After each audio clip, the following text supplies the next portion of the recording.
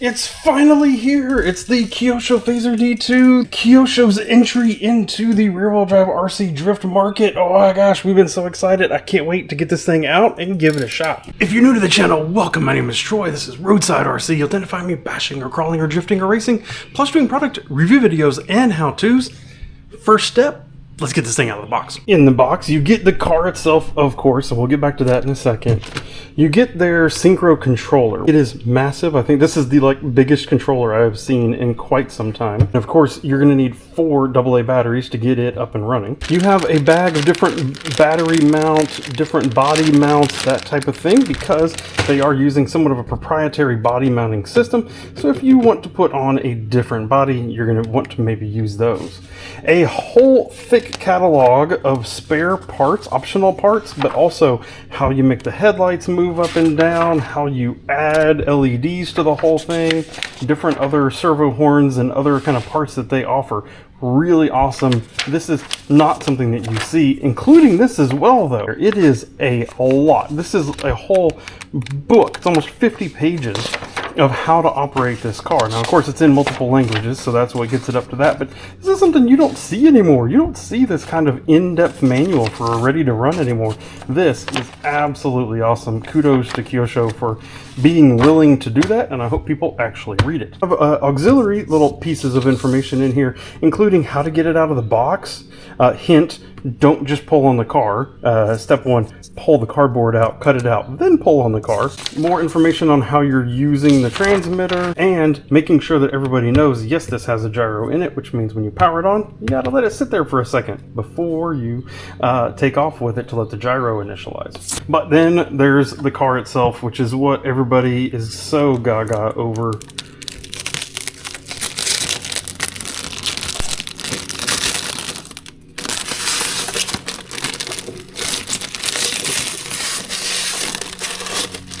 You think Kyosho knew their market, right? Where are all my initial D fans at?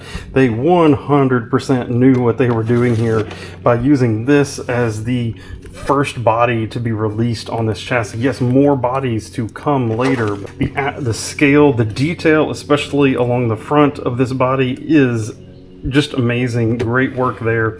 The hard windshield wipers front and rear, the mirrors on it, the tinted but not all the way just blacked out windows all the way around, LED ready front and rear. You just got to take a minute and appreciate it. They really show off their modeling kind of background and history. It needs a little sign on the door from the tofu delivery store. That's about all it needs. With the body off, we get to see some of the fun here of this car. Postless body mounting system, so we don't have anything sticking out through the body. Fun design there from Kyosho. Thank you for thinking through that and getting it to the level of detail that you did. Oil-filled shocks, very loose. Springs feel pretty good. I bet the suspension is going to do well on this thing straight out of the box. But unfortunately, we are talking plastic shock bodies, not even threaded plastic shock bodies. So if you're going to be adjusting any spring tension, you're going to be putting in little clips. I mean, it's like 1990, 1980s coming back here. So not super excited about that. Same thing that all the screws here are at least hex, which is good. To me, I can at least pay attention to that. It's at least hex hardware, but it's all like coarse thread screws into the plastic. It's very kind of odd. Again, harkens back to the days that have passed us at this point.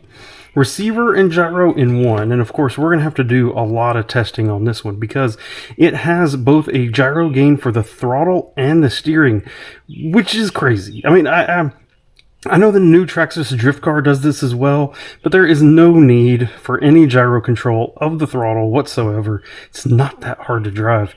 So why do we have a throttle control even in the first place? I don't know. I don't like that. Servo mounted here in the center with some plastic. Honestly, if you come over here and you hold this and turn it, it feels like there's some slop in there. You know, I can hold here and I can get a pretty good amount of slop in that front steering, which is not... I don't like that. That has the opportunity, if we start turning up gyro gain or run a more powerful servo and gyro combo, that's just asking for a bunch of wobble. When you can get that much movement and the steering horn doesn't move, that's a problem. So I hope they're going to be coming out with some maybe aluminum parts to tighten all this up here in the front, but that makes me nervous. The brush system up here does not bother me. I know a lot of people kind of get snooty about their brushless systems, but honestly, at the end of the day, brush has great throttle control, and I've tested it in the Yokomo. Maybe you just gear it up a little bit and it does just fine. You're most likely going to be upgrading this at some point anyway, so I'm not too stressed out about the fact that it's not brushless out of the box. What I don't like is these, if you can see them in here, plastic drive shafts. Now, we're not putting a lot of torque through this, so honestly, is the plastic going to be fine? It's probably going to be fine, but they already offer metal upgrade ones. You can see it in the upgrades parts list, and yeah, it's going to probably be something that a bunch of people do. Aluminum hubs back here, plus that. I could see that being something that people jump on pretty quickly. In the manual, you will notice they tell you over and over again, please use a nickel metal battery for your safety. That is shenanigans. It is 2025. Do not use a nickel metal battery, and in fact, these things right here are going to come off, because we are never going to use a stick battery that's that long in this car. We're going to end up using something super small, like a Shorty 2S LiPo. That's what's going to go in here. And of course, they run Dean's longer term on this. And it's too short. I can't just snip this off and put bullet plugs on it, because the wires are too short. They won't reach all the way to the battery. So that means while we run this for now, we're going to have to use the charging adapter here to end up running the battery. Thankfully, Kyosho does offer little Shorty battery holder, and that is exactly what we're going to be using. But the absolute saving grace and magical thing about this chassis that I believe will honestly be very impactful and very, very big in the RC drift world is this right here. It's this extendable chassis. So there's one screw on either side here, and then there is a couple one screw on either side down here. Once you've taken those apart, you can actually lengthen or shorten this chassis a lot, which is going to open up to be able to use a lot of the bodies that we've never been able to use before. A lot of the Kyosho Fazer standard longer bodies. One of the ones that I really got my eye on, Red Cat lowrider bodies. Oh my gosh, we can stretch this out now, and we can actually use some of those other bodies. That is going to be really, really fun for the RC community, and I really appreciate. We'd never had this on a ready-to-run car before. Really love that they put that in here. First time firing it up. Batteries in. Controllers on. Speed control is there. Did you see the front wheels twitch, right? So you need to leave the car alone. Do not shake the table. Do not do anything until that gyro initializes. And now let's see. Gyro direction is correct. Rear of the car goes that way. Front of the car counter steers in the same direction. Throttle and steering are both set at about a 50% gain, but you have to adjust that on the receiver itself. The throttle gyro. So if we pull it up,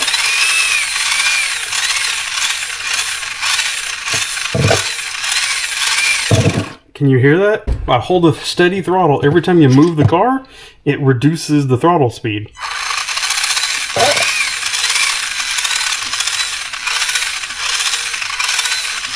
Oh man, that's going to get turned off real fast, I think. Good steering angle, right is right, left is left.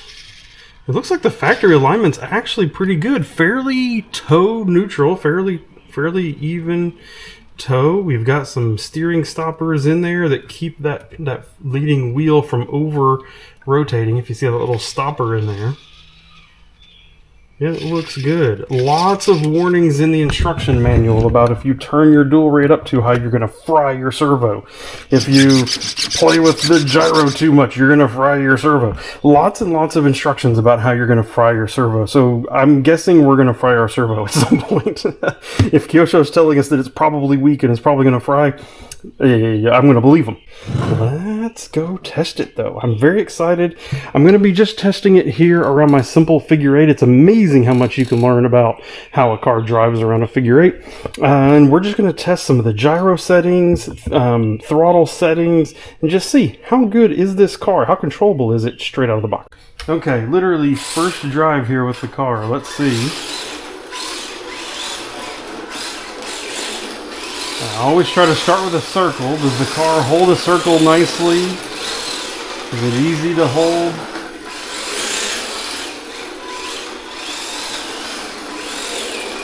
You can feel that throttle cut coming in. But look at that! Straight out of the box, easy. No gyro wobble. Easy to place it where you want to place it.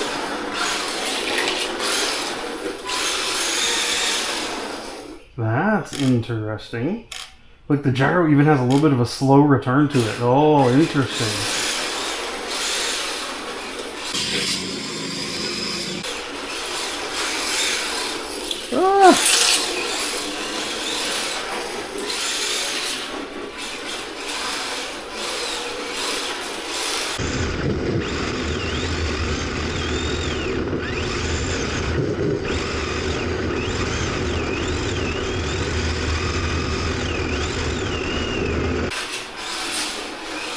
I feel like I'm fighting the throttle non-stop because every time the car goes into the corner, it's taking throttle away from me. So like if I try to kick it into a corner, as I kick it and as it goes, it pulls the throttle and the car wants to straighten out.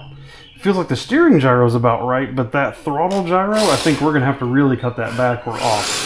So I think it's creating bad habits, which is I have to then continue to give it more throttle, or I have to what I always call nitro finger. Jing, jing, jing, jing, jing, jing, jing, jing. I have to do that in order to keep it into a drift, which is that's not good.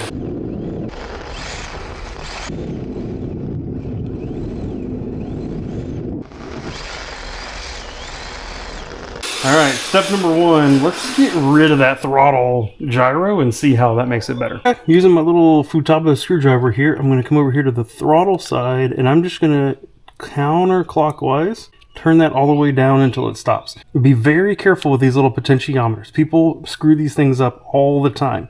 They are very fragile, and as you turn them down, it's very easy to push past the low end, and then you have screwed it all up and it will never work right again. So very gentle. The stop point is not a very hard stop. So very gentle as you turn it down. Now we have the throttle control all the way off. Let's see what happens. Oh yeah, now that feels more like a drift car. Look at this.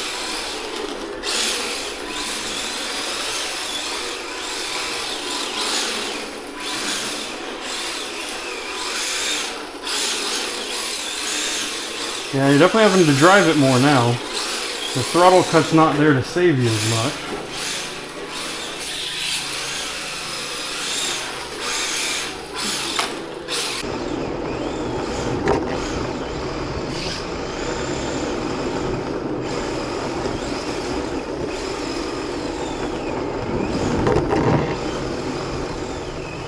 Yeah, so now without the throttle in there to help it, the steering gyro itself shows its weakness as a built-in steering gyro.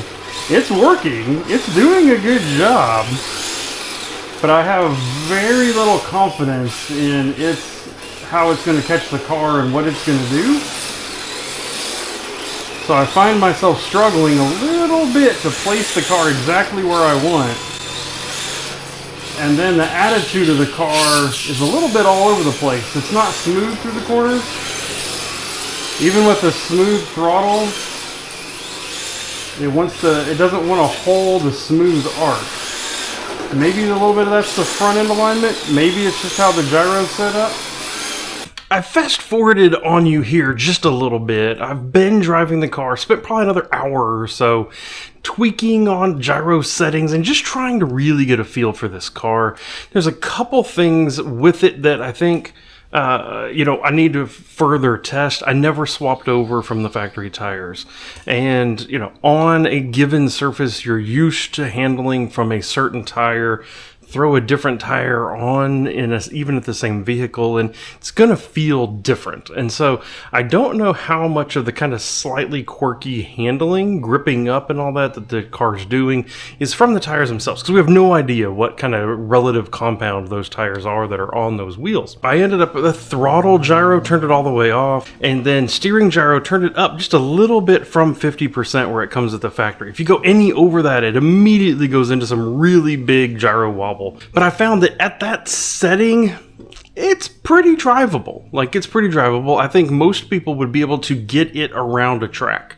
Are you going to be hitting every clipping point? Are you going to be millimeters from the wall and every corner? You're not. It's not going to be a precise weapon as it comes out of the factory. But it really does overall do surprisingly well, actually. I was nervous that it would be much worse than it is. But overall, Kyosho has really done quite a good job at giving us not only a amazing looking car, but also one that out of the box, I think most people with a little bit of practice would be able to get the handle of pretty quickly. I believe that is very important as well, because I believe with the scaled out body that they have, plus the very budget-friendly price point, I imagine that if we fast forward a couple of years, this car is going to have been a very popular vehicle for new folks to get into the hobby with. So the fact that it drives pretty well straight out of the box is very important. But now it comes to the kind of big question. Who do I think is probably in the market for this car? If you are a competitive person and you are going to end up at a track and you're going to want to get right in the door of everybody else there, and you're going to want to fine tune and tweak and do everything to your car, this is not it. This is not it. All of the non-adjustable turnbuckles, all of that big floppy plastic chassis, the super scale body is awesome and weighs a little bit, right? All this other kind of stuff. There's a lot of other vehicles, I believe, on the market that provide more value if you're looking at that very competition or performance-minded kind of mentality. You can get the DC-10 from Team Associated, the Red Cat RDS.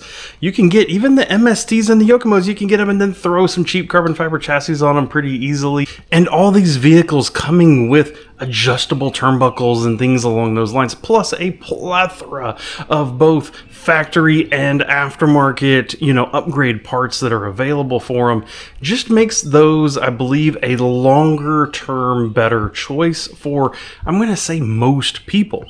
Now, if one, you love the body and potentially other new bodies that Kyosho is going to come out with, if you more after this for the scale, just kind of giggle fun aspect of it, 100% this is your car. If you are just comfortable making laps, maybe you're in your garage or whatever it is, if you're someone that's all about the scale and is not as much about the performance, this is, I think, a no-brainer when it comes to getting into RC drifting. But I have a lot more planned for this car. Of course, with something as scale as this, we're going to have to give it some lights, maybe some exhaust with some backfire coming out of it. We're going to have to do some things along those lines. I am also going to be interested in what it's going to take, of course, to mount the servo and to get these pop-up headlights working. I'm also going to be interested in what it takes. Can other tires from other companies, bolt onto these wheels pretty easy? Have a whole list of upgrade parts available for it in the manual right out of the box. A lot of those are not available right now as we look on their website, or sold out because people have been snatching them up pretty quickly. As I get my hands on some of those, I do expect to do some of the upgrades to it. I can't help but just be really curious, if we do some things to it, how well can it perform? Obviously, I need to get it to the track itself and just see, even still in box stock form, how does it do? New servo, new gyro, maybe a new controller to go along with it. Brushless ESC and motor setup back there so we get some turbo and boost and that kind of thing in it. I'm probably going down that path. But I also wonder if I should just leave it alone and drive it. I'm really struggling with this car. Add scale details and have fun, or modify it. I guess let me know. What are you curious about? Do you want to see it all scaled out? Do you want to see it go fast? So if you are curious about any of the other things that I end up doing with this Kyosho, I'm going to end up having a whole dedicated playlist just for it.